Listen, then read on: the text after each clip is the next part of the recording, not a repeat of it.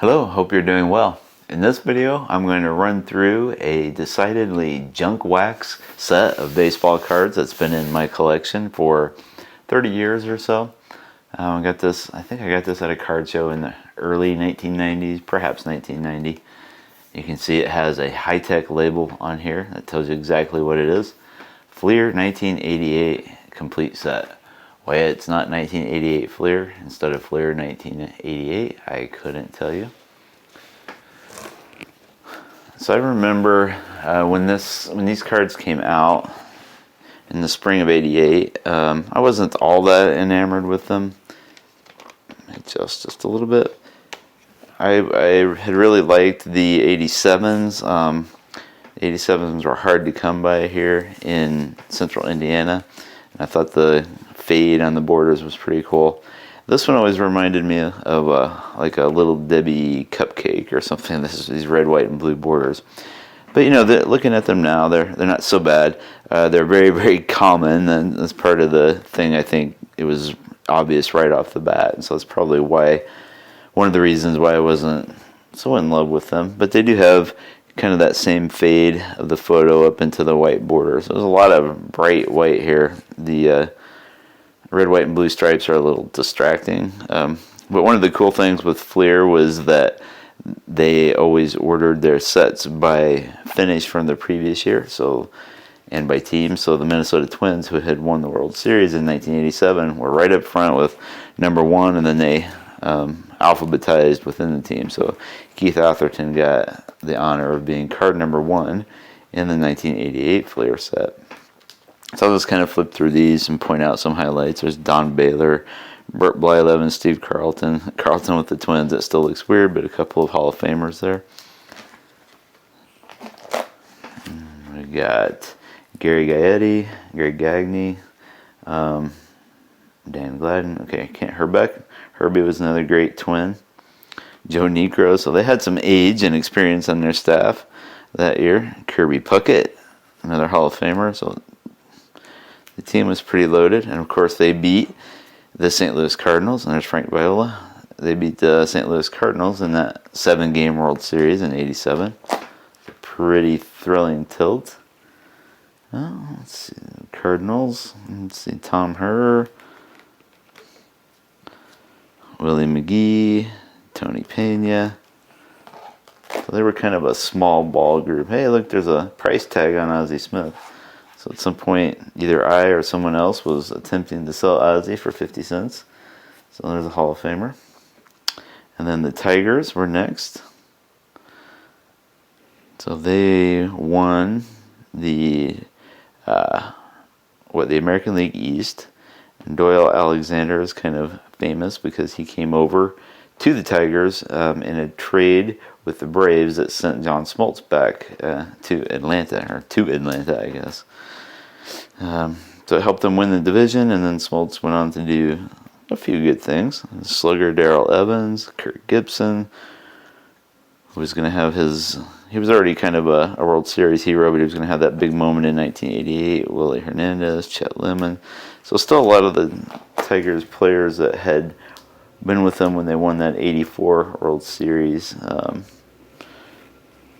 Alan Trammell, Lou Whitaker. Oh, there's Jack Morris. So we got some Hall of Famers there. Little Sweet Lou should be in the Hall with his teammates, but he's not yet. Hopefully soon.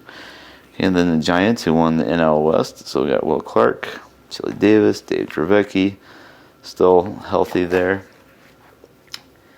Dave Henderson, Jeff Leonard, Eddie Milner, former Red, Kevin Mitchell, Rick Russell, who was underrated for that team, Jose Uribe a couple of years before that big 1990 Fleer card of his, Matt Williams rookie card. So somebody wanted $1.50 or $1.52 or something like that. Not looking to sell them at this point, just kind of having fun. Okay, and here are the killer bees of the Blue Jays: Jesse Barfield, George Bell, Jim Clancy, the late Tony Fernandez, Cecil Fielder before he went to Japan and turned into a 50 homer guy. So, the photography is pretty good on these. There's Dave Steeb, Willie Upshaw, lots of nice kind of up-close photos. Even the action shots are pretty up-close. Hall of Famer Gary Carter. Catcher cards always had the potential to be solid, and I like that one. Ron Darling, Lenny Dykstra, Sid Fernandez, Dwight Gooden. Oh, the potential of these Mets. They realized some of it. He's Keith Hernandez. Greg Jeffries rookie card. Man, these guys were just such hot commodities in the hobby. Hojo, Kevin McReynolds. Who didn't think, there's Darryl Strawberry, that this team was going to win a bunch of World Series? They did win one. It's more than most teams can say. Mookie Wilson. Okay, and then we're on to the Brewers. So the Brewers, Cecil Cooper, sorry. Rob Deere, you can feel the breeze from here after all these years. Dan Plesac, batting. That's an interesting shot. Hall of Famer Paul Molitor. Teddy Higuera, sort of a forgotten pitching great from the mid-'80s. Ernest Riles, B.J. Surhoff, and Dale Swaim. Robin Yount, Hall of Famer. Now we're on to the old Expos. It would be the Nationals now, but they were the Expos. So we got a young Andres Galarraga. Wally Johnson, who played for the hometown Indianapolis Indians for several seasons here. Saw him play in person. Dennis Martinez. Rock Raines, Hall of Famer. Tim Wallach. Ron Guidry, great left-hander in the 70s and the 80s for the Yankees. Bill Gullickson, Hall of Famer Ricky Henderson. Tommy John, who probably should be in the Hall of Fame. Ron Kittle, playing for the Yanks after starting his career with the White Sox and winning Rookie of the Year in 1983 as Don Mattingly. So evidently all of the stars were for sale at some point.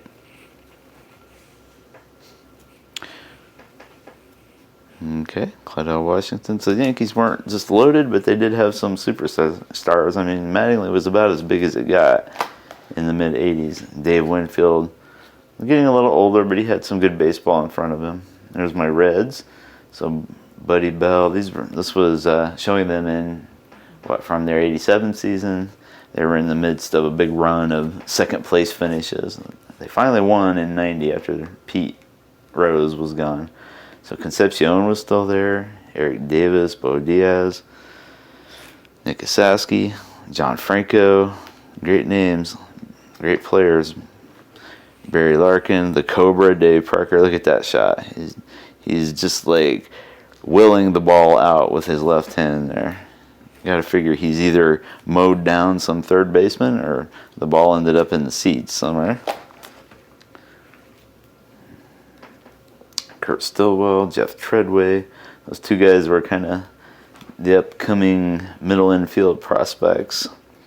Frank Williams, and there's Steve Balboni. Man, you get Rob Deere and Steve Balboni within, 100 cards of each other.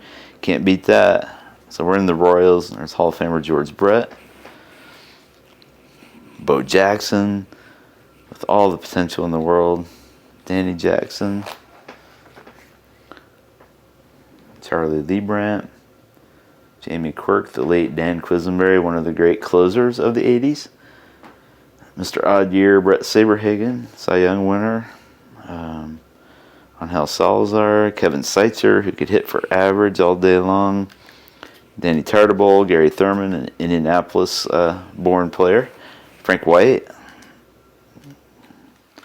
Willie Wilson. There's Jose, who went 40-40, Jose Canseco that year. Dennis Eckersley, Hall of Famer. Reggie Jackson, Hall of Famer, right at the end of the line there. Kearney Lansford, also a big average guy. There's Big Mac, $250. So you could, pay $250 for McGuire or $250 for the whole set at this point. Okay, it may be worth a little more than $250. But probably not by a whole lot. There's just so many of them made.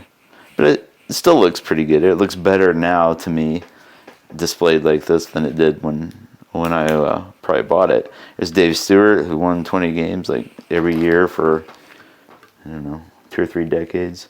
Okay, we're into the Phillies now. 88 Phillies. Kind of getting slim pickings. There's Von Hayes. It's always a good day to see Von Hayes. Chris James, Steve Jeltz, Mike Maddox, who's developed into kind of a superstar pitching coach. Lance Parrish, who'd come over from the Tigers. And there's Hall of Famer Mike Schmidt, who's my favorite player of all time. Looks like he might have had a hard cut on that one. Rick Shue, Kent DeCalve.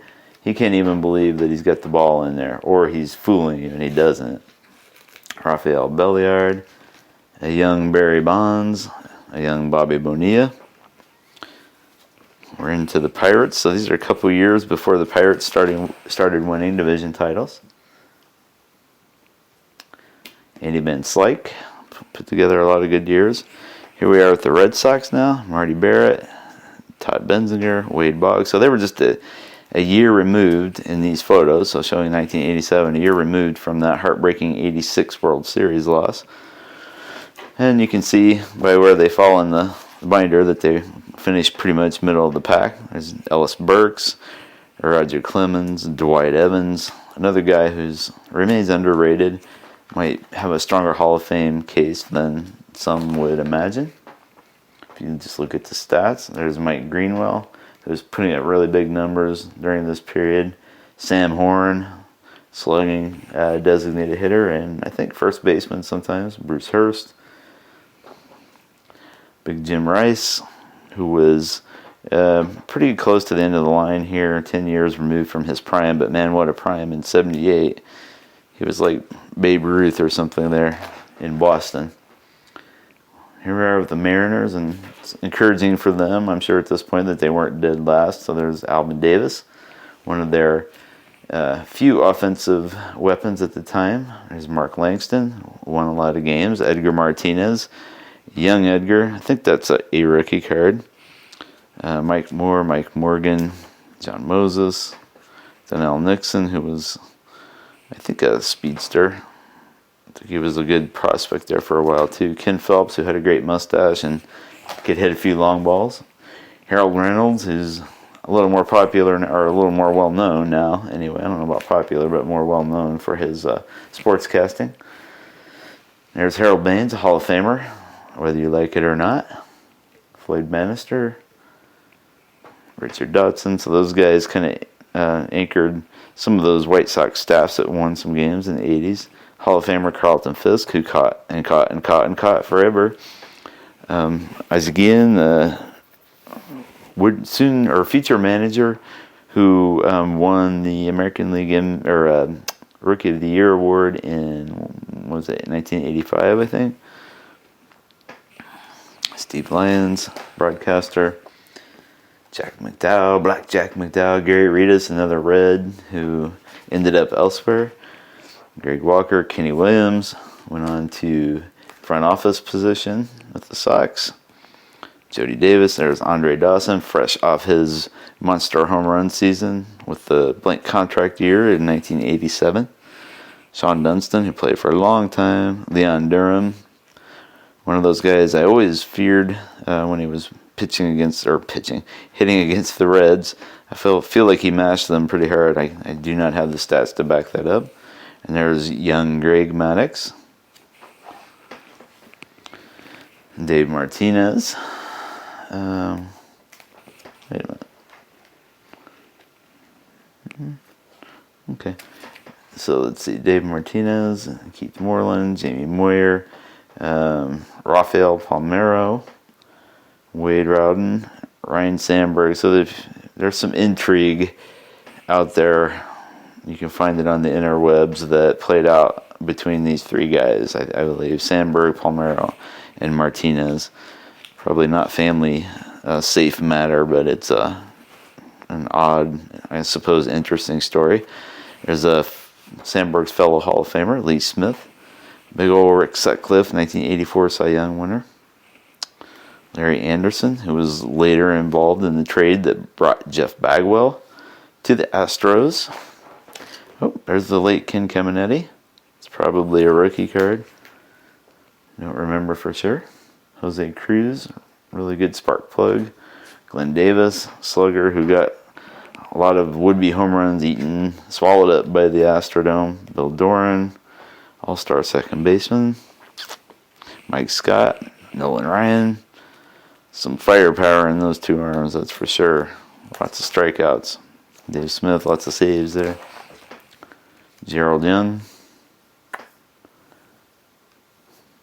Okay, so we're down to the Rangers, who are kind of bringing up the rear a little bit. Charlie Huff, who was old when he was born and older here.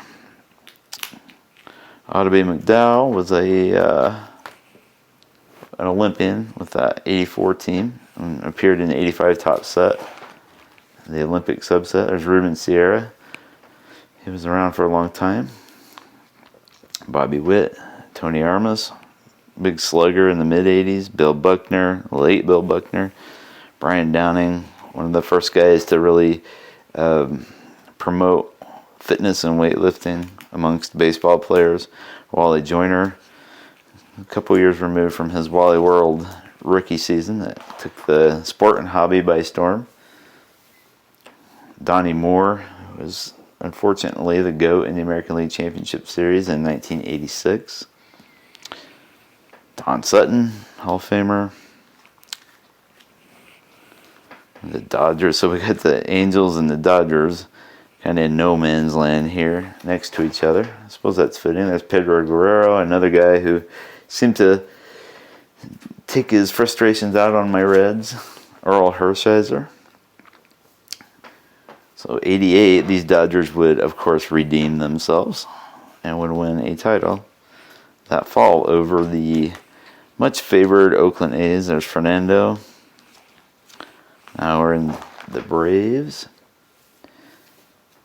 So the Braves were not great in these days, but they had a young spark plug and power hitter in Ron Gant, a young future Hall of Famer in Tom Glavine, an old star/superstar for a while maybe in Ken Griffey Sr., a definite former superstar in Dale Murphy, a now Hall of Famer in Ted Simmons, who was playing first base, I guess.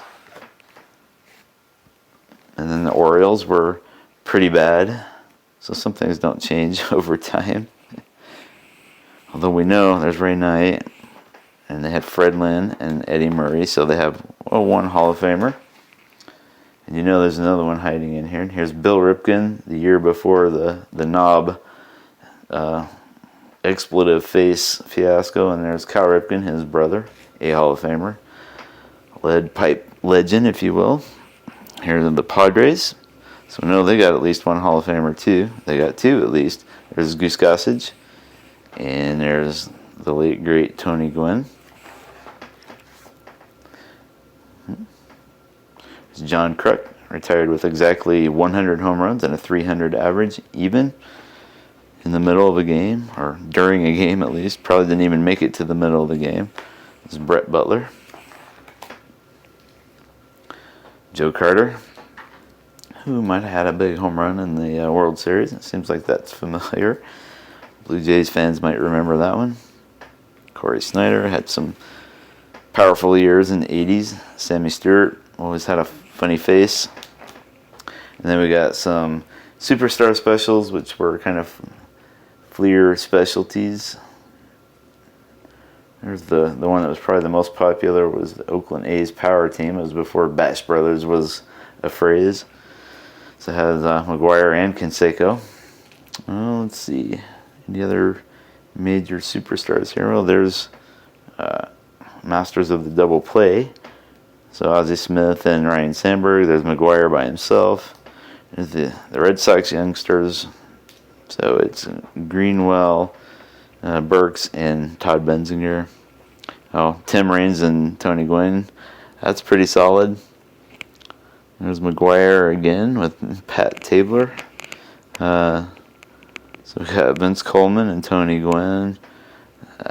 Slugging shortstops. So we have Tony Fernandez, the late Tony Fernandez, along with Ripken and Trammell. Oh, that's a pretty nice card. Pretty nice pairing anyway. Mike Schmidt and Gary Carter.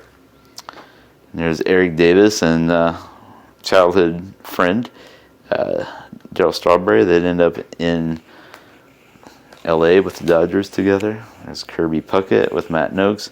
A couple of guys we thought might get in the Hall of Fame. Still might, I suppose. Keith Hernandez, Dale Murphy. We've got the O's brothers. What is that? Billy and Cal Ripken. And then we've got a bunch of rookies here. So who do we have of note?